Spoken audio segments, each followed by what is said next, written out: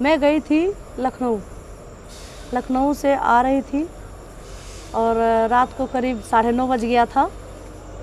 मुझे कुछ समझ में नहीं आ रहा था, मेरी तबीयत भी ख़राब सी लग रही थी, ऐसा लग रहा है कि मैं प्यास सी लगी है, मतलब दिक्कत महसूस हो रही थी, चक्कर से आ रहे थे, इसलिए हमें कुछ सूझा नहीं। हमने अध्यक्ष जी के पास कॉल किया और अध्यक्ष जी के पास हमने कॉल किया। अध्यक्ष जी से हमने कहा कि अध्यक्ष जी हमारी तबीयत ख़राब लग रही है, हम यहाँ स्टेशन पे फंसे पड़े हुए हैं, हमको प्लीज़ या तो कहीं रुकने का थोड़ी देर रुकने का समय दे दीजिए और या तो हमें हमारे घर भिजवा दीजिए।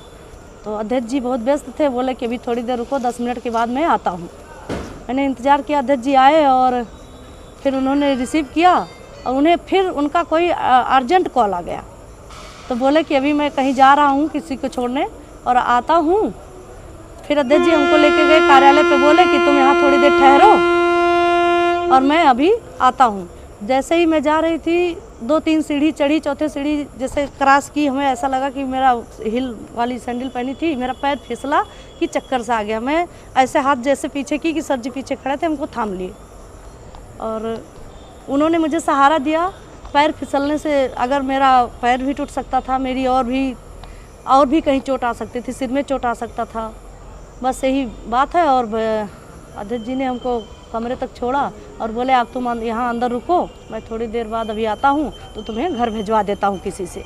बस भैया इतनी सी ही बात है, इतनी सी ही बात है। अब इसको चाहे कोई गलत सोचे या अच्छा सोचे, अध्यक्ष जी ना कभी गलत थे ना कभी हैं हमारी नज़र में। मैं पिछले करीबन 3-3.5 सालों से उनको जानती हूँ और हमारे पारिवारिक संबंध रहे भी हैं उनके यहाँ से, हमारे यहाँ से अध्यक्ष जी से पारिवारिक संबंध रहे हैं, इसलिए मैंने भरोसा करके उनके पास कॉल किया और किसी के पास कॉल नहीं किया। नहीं भैया बहुत अच्छे इंसान हैं और मेरे पिता तुल्य हैं, चाहे मैं बड़ा भाई मानूं या अपना पिता मानूं, और पिता तुल्य ही हमारी सारी फैमिली मानती है। हमारा भाई, हमारे हस्बैंड, हमारे 2 बच्चे भी हैं। मैं लड़की नहीं हूँ, मैं अनजान बच्चा नहीं हूँ कि मैं किसी को कोई मुझे बहलाएगा, कोई मुझे फुसलाएगा, ऐसा कुछ भी नहीं है।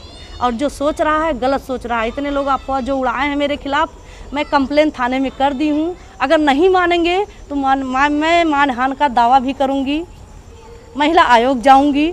और भैया मेरे भी इज्जत है या माननीय अध्यक्ष जी के पास भी इज्जत है, वो ऐसा कुछ समझते तो किसी लेडीज को क्यों सहारा देते? नहीं ना, ये गलत है, अफवाह है, ये राजनीतिक मैटर है। अब ये लोग राजनीति के ऊपर उस पर ले जा रहे हैं, ऐसा कुछ नहीं है। मेरा फैमिली व्यवहार है, फैमिली संबंध है अध्यक्ष जी से। अब पिछले 3.5 सालों से मैं उनको जानती हूँ। मुझे आप बताओगे या कोई बताएगा कि अध्यक्ष जी कैसे हैं? एक लोग का फ़ोन आया था कि बहन आपके साथ क्या हुआ है, कैसे हुआ है बताइए, हम आपका साथ देंगे। हमने कहा आप साथ देने वाले होते कौन हो जी? कुछ लोग फ़ोन कर रहे हैं, 1-2 लोग कह रहे हैं डरना मत, घबराना मत बहन, ऐसा मत होना। हमने कहा क्यों डरूंगी, क्यों घबराऊंगी? मैं बच्ची हूँ, मैं 2 बच्चे की माँ हूँ, मैं क्यों डरूंगी? मैं कार्य करता हूँ, ऐसी कोई घटना नहीं है।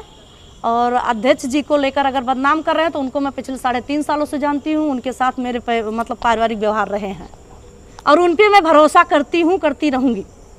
अमर किशोर बम जी हैं माननीय जिला अध्यक्ष जी, उसमें देखा कि उनको लोग परेशान कर रहे हैं, उनको राजनीतिक तौर से बात कर रहे हैं, उनको लोग गलत साबित करना चाह रहे हैं। उन लोगों के देखने का नज़रिया है ना, लेकिन वो लोग गलत नज़र से देख रहे हैं। ये हमारी भी इज्जत जा रही है, माननीय अध्यक्ष जी की भी इज्जत जा रही है। नहीं, कोई सच्चाई नहीं, बिल्कुल नहीं। मैं स्टाम्प पे लिख दूँ या जहाँ कहिए वहाँ कह दूँ, ऐसी कोई बात नहीं। ना अध्यक्ष जी ऐसे थे मेरे नज़र में, ना है ना रहेंगे। तो ये तो कोई भी कर सकता है, पति भी कर सकता है, भाई भी कर सकता है, बाप भी कर सकता है, कोई भी कर सकता है, ऐसा कोई भी साथ दे सकता है, कोई भी थाम सकता है। मेरा सर फट जाता भैया, मैं बीमार हो, मतलब कुछ तो मेरी तबीयत ठीक नहीं थी, लेकिन अगर मेरा सर फट जाता मेरे बच्चों का कौन होता? मेरी 2 बेटियां हैं, एक 8 महीने की है, एक पिछले 6 साल की है। बताइए, अब आप जवाब दीजिए।